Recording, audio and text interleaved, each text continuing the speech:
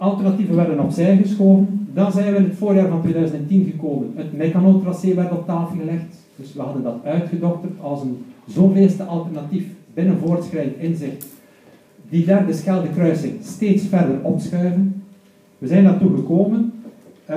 En dan hebben we een zeer ontluisterend moment meegemaakt. Misschien na de nachtelijke ondertekening het tweede meest ontluisterende moment in heel het dossier. Mensen van Forum 2020 zijn op 24 februari 2010, mensen van Forum 2020 zijn op maandag 22 februari, 's middags, de management summary plus een PowerPoint over die Mecanoo gaan voorleggen op het kabinet van Chris Peters. Werden ontvangen door Chris Peters en de reeds genaamde Rafsuis. Er waren 2 mensen van Forum 2020. Die hebben dat daar voorgelegd, uitgelegd. 'S'avonds kreeg Patrick de Baren, projectleider van de Oosterweerverbinding, die management summary en de PowerPoint van op het kabinet van Chris Peters met de vraag om binnen de 24 uur daar een nota over te schrijven. Hij heeft dat gedaan. De volgende dag, dinsdagavond, lag die nota voor. Woensdagochtend, 24 februari, de ochtend waarop Forum 2020 nog zijn persvoorstelling moest geven over de Mecanoo, lag de nota van Patrick de Baren voor op het kernkabinet. Minister-president Chris Peters vertelde niet wie de nota had geschreven. Dus die lag anoniem voor. Dat was zogezegd een anoniem document van experten.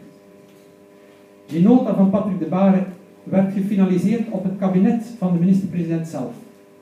Blijkens die nota deugde de Mecanoo volledig niet. Het zal u verbazen. Als de projectleider van de Oosterweerverbinding gevraagd wordt om een nota te schrijven over de meest naaste concurrent, daar blijft natuurlijk geen Spaander van geel. Zeker niet als je maar 24 uur krijgt en je baseert je op 4 paragrafen in een management summary, alstublieft.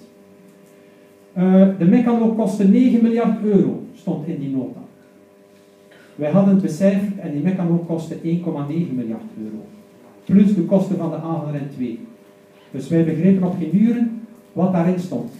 Trouwens, wij hebben die geheime nota pas weken later gekregen, zoals dat gaat in die periodes. De SPA protesteert tijdens dat kernkabinet. Zij zeggen, wij kunnen hier niks mee aanvangen, want het is een anonieme nota. Minister-president Chris Peters had ook bepleit op het kernkabinet om die nota meteen naar de pers te brengen. Zodanig dat de persconferentie van Forum 2020 geaborteerd zou zijn. SPA was daar niet mee eens, maar toch lag een paar uur later die nota bij de krant De Standaard, die de volgende dag brandhout maakt van de Mecanoo. Op basis van een nota van de projectleider van de Oosterweerverbinding, die dat heeft geschreven op basis van 4 paragrafen in een management summary. Dit is de ernst van het onderzoek van de Vlaamse regering over dit soort dingen, over alternatieven. De ene wegschrijfnota na de andere wegschrijfnota.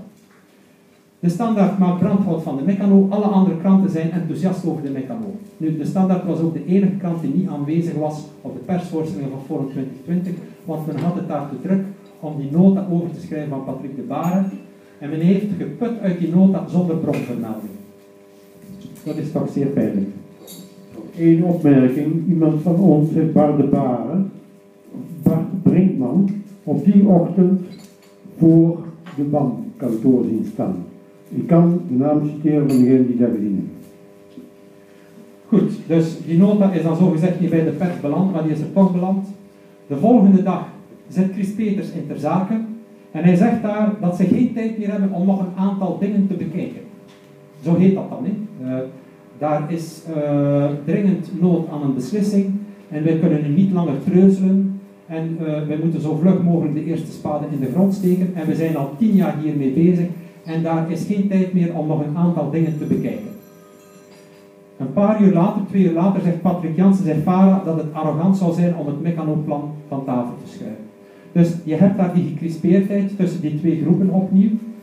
Desondanks beslist de regering een maand later om vast te houden aan het bandtracé.